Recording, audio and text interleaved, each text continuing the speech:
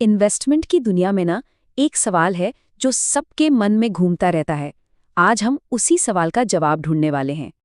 और सवाल बहुत ही सिंपल है। जो पैसा हमने इन्वेस्ट किया है वो कितनी जल्दी हमें वापस मिल सकता है। अब सुनने में ये बड़ा सीधा सा सवाल लगता है ना? लेकिन इसका जवाब सच पूछिए तो किसी के भी फाइनेंशियल फ्यूचर को बना या बिगाड़ सकता है। तो सबसे पहले इस फैंसी शब्द लिक्विडिटी को समझते हैं। देखिए, लिक्विडिटी का सीधा सा मतलब है कोई इन्वेस्टमेंट कितनी आसानी से और कितनी जल्दी कैश में कन्वर्ट हो सकता है, और वो भी बिना उसकी मार्केट प्राइस पर कोई असर डाले। मतलब इन शॉर्ट, पैसा कितनी तेजी से हाथ में आता है। तो चलिए अब इस लिक्विडिटी के स्पेक्ट्रम को एक्सप्लोर करते हैं। मतलब देखते हैं कि अलग अलग इन्वेस्टमेंट्स में पैसा वापस आने में कितना टाइम लगता है।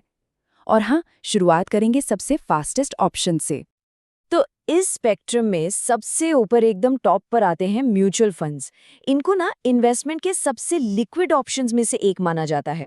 मतलब जब आप म्यूचुअल फंड से पैसा रिडीम करते हैं तो वो T+1 या T+2 डेज में आपके अकाउंट में आ जाता है। यहाँ T का मतलब है ट्रांजैक्शन वाला दिन। सीरियसली ये बहुत बहुत फास्ट है। और म्यूचुअल फंड्स की फ्लेक्सिबिलिटी तो कमाल की है। देखिए, ELSS फंड्स को छोड़ दें जिनमें 3 साल का लॉक इन होता है, बाकी आप कभी भी पैसा निकाल सकते हैं। और जो पैसा मिलता है वो डेली NAV यानी नेट एसेट वैल्यू के हिसाब से मिलता है। ऊपर से SIPs और SWP जैसे ऑप्शंस इसे और भी सुविधाजनक बना देते हैं। मतलब चाहें तो पार्शियल विड्रॉल भी कर सकते हैं। ठीक है, म्यूचुअल फंड्स तो हो गए। अब इस स्पेक्ट्रम में थोड़ा और आगे बढ़ते हैं। अब बात करते हैं उस ऑप्शन की जिसमें थोड़ा पेशेंस चाहिए। हम बात कर रहे हैं पोर्टफोलियो मैनेजमेंट सर्विसेज यानी PMS की। अब ये मॉडरेटली लिक्विड होते हैं। मतलब म्यूचुअल फंड से तो कम, लेकिन फिर भी काफ़ी फ्लेक्सिबल है। PMS से पैसा निकालने में नॉर्मली 7 से 15 दिन लग जाते हैं। अब आप खुद सोचिए, म्यूचुअल फंड्स के T+2 डेज के मुकाबले ये एक बड़ा जंप है। अब सवाल ये है कि इतना टाइम क्यों?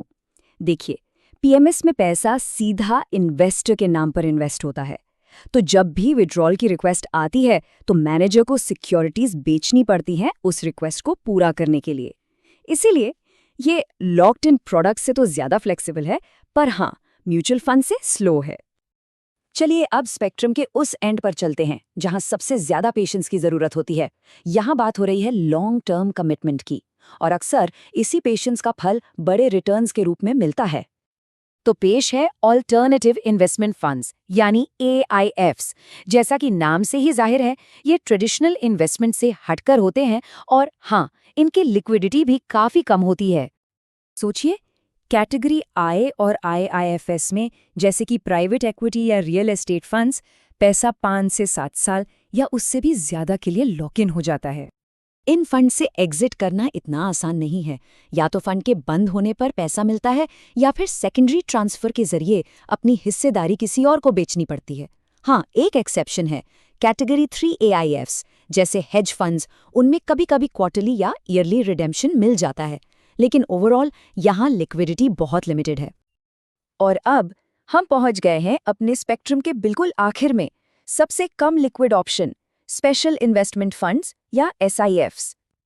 अगर AIF में लंबा कमिटमेंट लग रहा था, तो SIF तो एक कदम और आगे है। यहाँ बात हो रही है 7 से 10 साल या उससे भी ज्यादा के कमिटमेंट की। ये सच में सिर्फ सबसे पेशेंट इन्वेस्टर्स के लिए है। यहाँ से एग्जिट करना और भी मुश्किल है। पैसा वापस तभी मिलता है जब या तो फंड मैच्योर हो जाए या जब उसके एसेट्स लिक्विडेट हो। रिटर्न्स भी तभी डिस्ट्रीब्यूट होते हैं जब अंडरलाइंग इन्वेस्टमेंट से पैसा रियलाइज होता है। ओके, तो हमने चारों ऑप्शंस देख लिए। अब चलिए इन सब को एक साथ रखकर कंपेयर करते हैं ताकि पिक्चर एकदम क्रिस्टल क्लियर हो जाए। ये टेबल सारी कहानी एक नज़र में बता देता है।